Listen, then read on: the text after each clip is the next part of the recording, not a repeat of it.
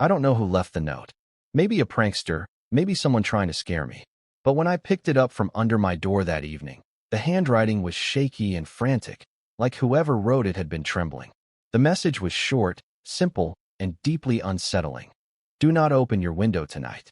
At first, I almost crumpled it up and tossed it aside. But something about it made me pause. The paper smelled faintly of damp earth. The letters were smudged, as if written in haste. I shrugged it off.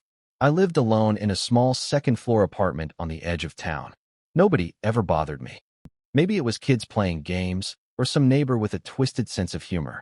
Still, that night, I double-checked my locks. I pulled the curtains tight, and I tried not to think about it. It was just past midnight when the sound woke me. A faint scratching, like long fingernails dragging across glass. At first, I thought I was dreaming. But then came the tapping. Slow, deliberate. Against my bedroom window, I froze in bed, staring at the shadow of the curtains swaying softly. There was no breeze. The air was still, yet something on the other side of that thin glass was moving. And then it whispered my name. Not shouted, not spoken, just a soft, broken whisper, like dry leaves carried on the wind. So close, as if the voice was already inside my room. My skin prickled. My body screamed at me to run, but my eyes wouldn't leave the window. The tapping grew louder. Faster. The scratching turned to scraping, as if nails, too long, too sharp, were desperate to get inside. Then, in the same whispering tone, the voice changed. It wasn't just saying my name anymore. Please let me in. I'm cold. My throat tightened. My mind went back to that note. Whoever left it had known something. Something they wanted me to avoid. I shut my eyes. I pulled the blanket over my head like a child, as if that thin fabric could protect me from whatever was outside. The whispers grew desperate, the tapping furious. At one point, it even sounded like laughter. And then silence. I must have fallen asleep eventually, because when I opened my eyes again, the room was bright with sunlight. For a moment, I almost convinced myself it had been a nightmare, just a trick of the mind. But then I saw it. On the glass of my bedroom window, smeared in dirt and something darker, were words written in long, uneven strokes. Next time, open it. I didn't know what to do. I didn't call the police. What could I tell them? That a shadow whispered to me through the window? That I was scared of some writing smeared across the glass? They'd laugh. But over the next few days, strange things started happening. I'd wake up and find muddy footprints beneath the window. Sometimes small, sometimes far too large. The glass would be smeared with streaks, as if something had been pressing its face against it, staring in. One night, I heard voices outside my apartment. Not one, many, all whispering at once. Some laughed, some cried, all repeating the same thing over and over. Open it, open it, open it.